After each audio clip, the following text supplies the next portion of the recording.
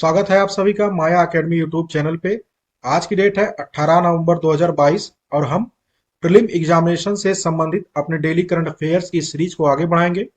इसमें हमारा first topic होगा वेस्टो अकाउंट से संबंधित। तो ये चर्चा का विषय क्यों है? क्योंकि देखिए, अभी भारतीय रिजर्व बैंक ने, आरबीआई ने भारत और रूस के बीच जो व्यापार होगा और उस व्यापार के भुगतान के लिए दो भारतीय बैंकों को एक विशेष वेस्टो अकाउंट खोलने की अनुमति दी है। ये दो भारतीय बैंक कौन कौन से हैं? एक है यूको बैंक और दूसरा है इंडस इंड बैंक। इन दोनों बैंकों को वेस्टो अकाउंट खोलने की अनुमति दी है। क्यों दी गई है? क्योंकि भारत और रूस के बीच जो व्यापार होगा उसको रुपए में भुगतान करने के लिए। इसके साथ ही रूस के दो बड़े बैंक हैं, सर बैंक और वीटीबी बैंक। ये ऐसे पहले विदेशी ऋणदाता हैं जिन्हें भारतीय रिजर्व बैंक से अंतरराष्ट्रीय व्यापार लेन देन को रुपए में निपटाने के लिए मंजूरी मिली है। तो रूस के भी दो बैंक, बड़े बैंक हैं, एक है सर बैंक और एक है वीटीबी बैंक।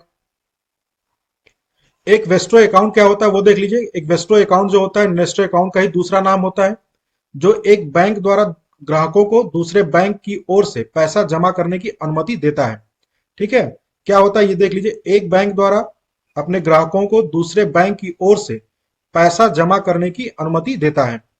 बात करें, देखिए नेस्टो खाता देख लीजिए। नेस्टो अकाउंट क्या होता है? तो नेस्टो अकाउंट जो होता है एक बैंक द्वारा दूसरे बैंक में खोला गया एक खाता यानी अकाउंट होता है। यह ग्राहकों को बैंक के खाते में दूसरे बैंक में पैसा जमा करने की अनुमति देता है। इसका जो यूज किया जाता है वो तब किया जाता है जब किसी बैंक की विदेश में कोई शाखा नहीं होती है। नहीं समझ में आया तो चलिए आसान भाषा में समझ लेते हैं वेस्टो और नेस्टो अकाउंट होता क्या है। ठीक है, वेस्टो और नेस्टो अकाउंट होता क्या है, पहले इसको समझ लीजिए आसान भाषा में। जैसे मान लीजिए कोई एक बैंक है ए नाम का कोई एक बैंक है और कोई विदेश में एक दूसरा बैंक है बी नाम से।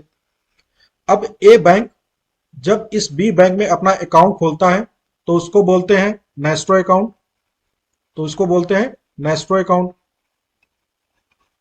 ठीक है, जब ए बैंक किसी विदेश विदेश के किसी बी बैंक में अपना जब अकाउंट खोलता है तो उसको बोलते हैं नेस्ट्रो अकाउंट।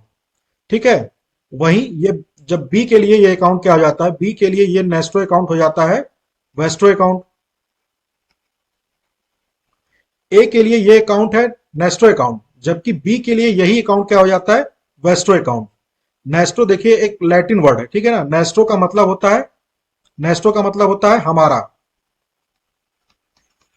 ठीक। और वेस्ट्रो का एक वेस्ट्रो वेस्ट्रो का मतलब होता है तुम्हारा।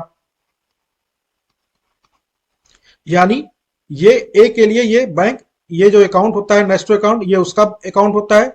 जबकि बी के लिए ये अकाउंट क्या होता है, वेस्ट्रो अकाउंट। बी कहता है ये तुम्हारा अकाउंट है, ए कहता है ये मेरा अकाउंट है यानी हमारा अकाउंट है। नेस्ट्रो नेस्ट्रो और वेस्ट्रो इन दोनों का आप हिंदी मतलब समझ लीजिए तो ये समझने में आपको आसानी होगा। ठीक है, ये अकाउंट क्यों किस लिए खोला जाता है? क्योंकि अगर ए को भुगतान प्राप्त करना है बी बी के किसी नागरिक द्वारा या किसी कस्टमर द्वारा, मान लीजिए कोई कस्टमर है, अब ए अकाउंट में अपना पैसा भेजना चाहता है। ठीक है, कोई कस्टमर है, यहां समझ लीजिए कस्टमर है, वो अपना अकाउंट इस ए बैंक में भेजना चाहता है तो वो क्या करेगा, कस्टमर जाएगा पहले बी बैंक के पास। बी बैंक के पास ए का एक नेस्ट्रो अकाउंट होगा, उसमें वो पैसा जमा करेगा। तो फिर उसके बाद बी इसी पैसे को ए को ट्रांसफर कर देगा। ठीक है, तो ये है आसान भाषा में नेस्ट्रो और वेस्ट्रो अकाउंट। दोनों का मतलब एक ही होता है, बस यूज अलग अलग किया जाता है। नेस्ट्रो होता है जब ए बैंक बी में जब अपना अकाउंट खोलता है तो उसको बोलते हैं नेस्ट्रो अकाउंट, जबकि यही नेस्ट्रो अकाउंट बी के लिए वेस्ट्रो अकाउंट बन जाता है। ठीक है, वोस्टो अकाउंट क्या होता है ये देख लीजिए। जो वोस्टो अकाउंट होता है वो खाता खोलने वाले बैंक के लिए एक वोस्टो अकाउंट होता है। वोस्टो खाता खाता धारक के बैंक की ओर से भुगतान स्वीकार करता है। यदि कोई व्यक्ति वोस्टो अकाउंट में पैसा जमा करता है तो उसे खाता धारक के बैंक में स्थानांतरित कर दिया जाता है। वोस्टो अकाउंट घरेलू बैंकों को अपने उन ग्राहकों को अंतरराष्ट्रीय बैंकिंग सेवाएं प्रदान करने में सक्षम बनाता है जिनकी वैश्विक बैंकिंग आवश्यकता है। ठीक है, इसके लाभ क्या क्या होते हैं, इस अकाउंट खोलने के क्या क्या लाभ होते हैं वो देख लीजिए। यह वैश्विक व्यापार के विकास को बढ़ावा देगा और रुपए में वैश्विक व्यापारिक समुदाय की बढ़ती रुचि का समर्थन करता है। आरबीआई द्वारा पेश किए गए व्यापार सुविधा तंत्र यानी जो ये ट्रेड मैकेनिज्म डेवलप किया गया है उसके परिणाम स्वरूप क्या होगा, रूस के साथ भुगतान के जो मुद्दे होंगे आसान हो जाएंगे। कैसे आसान हो जाएंगे, देखिए जब रूस ने यूक्रेन पर अटैक किया था, यूक्रेन पर अटैक किया था, तो विश्व के समुदाय ने क्या किया था, विश्व के विभिन्न देशों द्वारा रूस पर आर्थिक प्रतिबंध लगा दिए गए थे, आर्थिक प्रतिबंध लगा दिए गए थे, जिससे क्या हुआ था, भारत रूस के साथ ठीक तरीके से व्यापार नहीं कर पा रहा था। दूसरे शब्दों में कहें तो इसका व्यापार लगभग रूस के साथ ठप सा हो गया था। तो इसीलिए आरबीआई के द्वारा यह मैकेनिज्म डेवलप किया गया, जिससे क्या होगा, हम रूस के साथ आसानी से ट्रेड कर सकते हैं। इस कदम से क्या होगा कि विदेशी मुद्रा में उतार चढ़ाव का जोखिम भी नहीं होगा, क्योंकि जो ट्रेड होगा वो रुपए में होगा, वो रुपीज में होगा। इसीलिए विदेशी मुद्रा में जो उतार चढ़ाव होते रहते हैं उससे इसका इस पे प्रभाव कम पड़ेगा। जो इस तंत्र का, जो इस मैकेनिज्म का मुख्य उद्देश्य है वो ये है, रुपए को बढ़ावा देकर विदेशी मुद्रा की मांग को कम करना। ठीक है, तो ये रहे वेस्टो और नेस्टो अकाउंट से संबंधित हमारा आर्टिकल। नेक्स्ट है G20 शिखर सम्मेलन से संबंधित, जो अभी कहां पे आयोजित किया गया, बाली में। इंडोनेशिया का एक शहर है बाली, वहां पे आयोजित किया गया। ये इंडोनेशिया का एक शहर है बाली, ठीक है, जबकि इंडोनेशिया की राजधानी है जकार्ता। ठीक है, ये बाली में आयोजित किया गया। तो ये G20 का चौथा शिखर सम्मेलन था, तो 17वां वार्षिक शिखर सम्मेलन था। इसकी थीम थी रिकवर टुगेदर रिकवर स्ट्रॉन्गर। ठीक है ना, रिकवर टुगेदर रिकवर स्ट्रॉन्गर इसकी थीम थी। इसी के साथ इस सम्मेलन की शुरुआत हुई थी। इस सम्मेलन में भारत की तरफ से प्रधानमंत्री नरेंद्र मोदी ने हिस्सा लिया था। इस शिखर सम्मेलन के समापन के बाद G20 की अध्यक्षता किसने संभाली है, भारत ने संभाली है। क्यों संभाली, क्योंकि 18वां जो सम्मेलन होगा 2023 में वो भारत में आयोजित किया जाएगा। तो इसीलिए G20 की अध्यक्षता जो करेगा वो भारत करेगा। इस शिखर सम्मेलन जो आयोजित हुआ था बाली में, उसके जो महत्वपूर्ण पॉइंट निकल के आए हैं वो देखिए कौन कौन से हैं। देखिए, G20 के सदस्य देशों ने स्पष्ट शब्दों में यूक्रेन में जो रूस का अटैक हुआ था उसकी कड़ी निंदा की है और बिना शर्त वापसी की मांग करते हुए एक घोषणा किया है। G20 अर्थव्यवस्थाओं ने स्लिप ओवर से बचने के लिए ब्याज दरों में सावधानी से वृद्धि करने की घोषणा की। स्लिप ओवर का क्या मतलब होता है, देखिए स्लिप ओवर का मतलब होता है कि रातों रात जो चेंजेस होते हैं, रातों रात यानी अचानक से जब ब्याज दरों में बदलाव किया जाता है, ठीक है ना, तो उससे विश्व की अर्थव्यवस्था में क्या होता है, विश्व की अर्थव्यवस्था में उतार चढ़ाव होता है।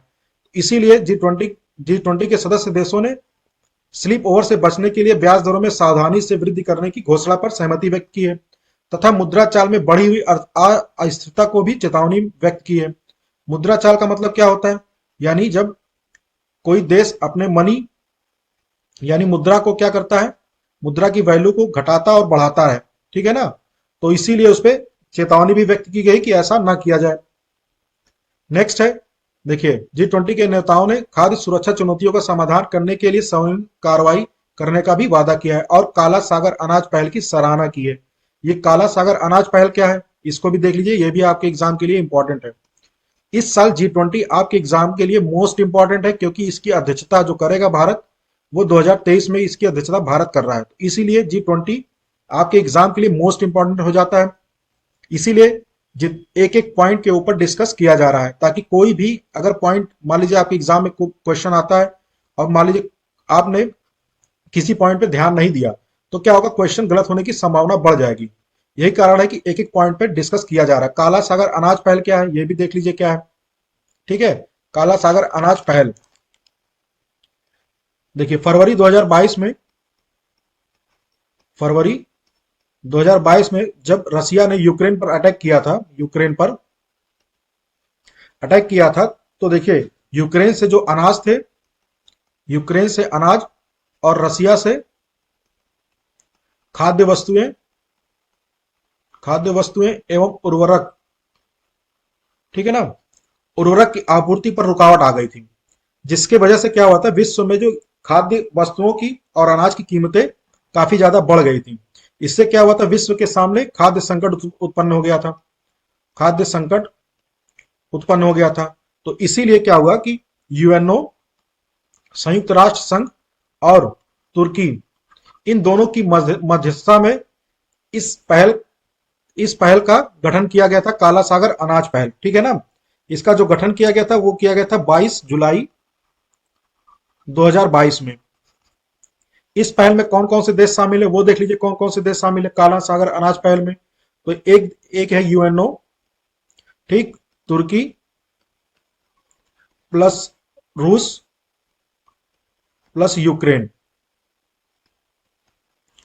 ठीक है ना। इस पहल में संयुक्त राष्ट्र संघ, तुर्की, रूस और यूक्रेन शामिल है, जिसका गठन कब हुआ था? 22 जुलाई 2022 को, 22 आपको ये याद रखना है, ठीक है ना। उसके बाद देखिए नेक्स्ट इंपॉर्टेंट पॉइंट कौन सा है? G20 नेताओं ने वैश्विक तापमान वृद्धि को 1.5 डिग्री सेल्सियस तक सीमित करने के प्रयासों पर सहमति व्यक्त की। ये जो सीमा निर्धारित की गई है 1.5 डिग्री सेल्सियस, ये 2015 में जब पेरिस एग्रीमेंट हुआ था, पेरिस समझौता जब हुआ था, तो वहीं पे इस सीमा को निर्धारित किया गया था कि वैश्विक जो तापमान होगा उसको 1.5 डिग्री सेल्सियस तक सीमित करना है, ठीक है। नेक्स्ट पॉइंट क्या है? सतत विकास लक्ष्यों तक यानी सस्टेनेबल डेवलपमेंट गोल तक पहुंचने और विशेष रूप से महिलाओं, लड़कियों और कमजोर वर्गों के लिए डिजिटल परिवर्तन के सकारात्मक प्रभावों का दोहन करने, वहीं डिजिटल कौशल और डिजिटल साक्षरता को और अधिक विकसित करने के लिए अंतर्राष्ट्रीय सहयोग को प्रोत्साहित करने की पुष्टि की गई है।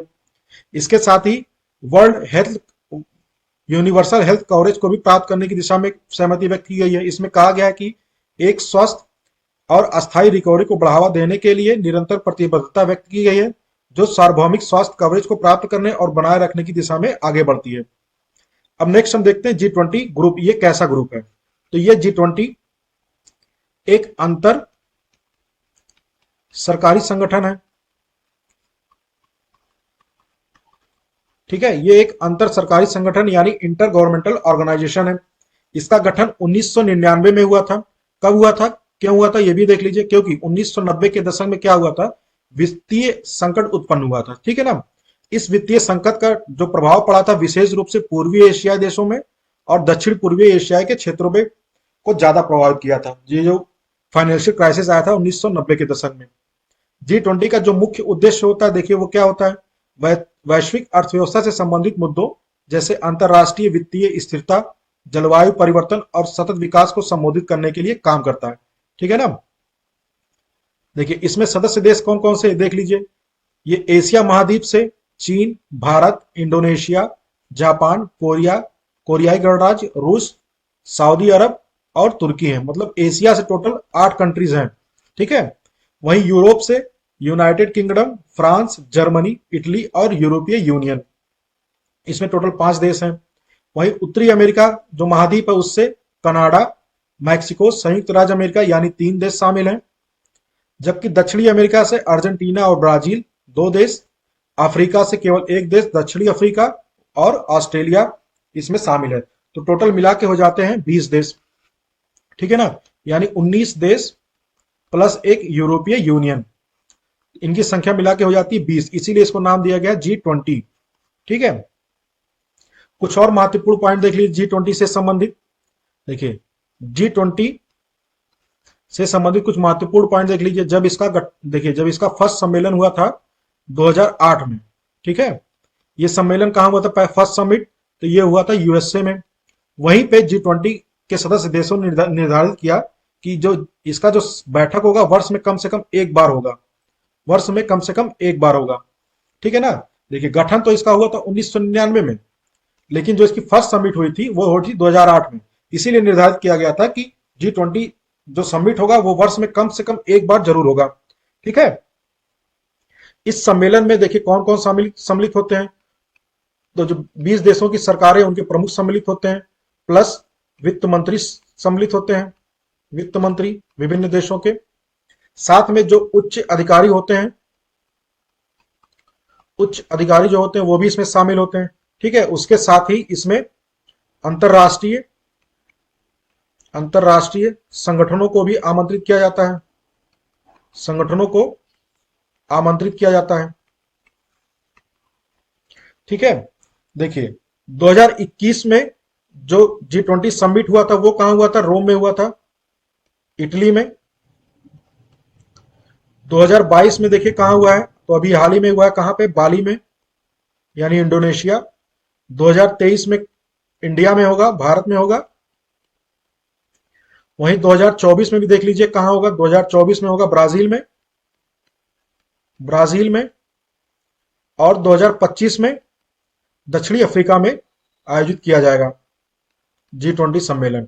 ठीक है, तो ये रहा आपका इंपॉर्टेंट पॉइंट। 2021 में रोम में हुआ, 22 में बाली में हुआ, 23 में भारत में होगा, 24 में कहा होगा, 2024 में ब्राजील में होगा जो नेक्स्ट सम्मेलन होगा, और 2025 में जो आयोजित किया जाएगा वो दक्षिणी अफ्रीका में आयोजित किया जाएगा। देखिए, अब इससे संबंधित कुछ एक क्वेश्चन है, उसको भी डिस्कस देख लीजिए कौन सा है। ये क्वेश्चन आपके पीसीएस में पूछा गया है, यूपी पीसीएस में। आपको बताना है कि, देखिए, निम्न से बताना है कि किस समूह में G20 के सभी 4 देश सदस्य हैं। पहला ऑप्शन है अर्जेंटीना, मैक्सिको, दक्षिणी अफ्रीका, तुर्की। बी में है ऑस्ट्रेलिया, कनाडा, मलेशिया, न्यूजीलैंड।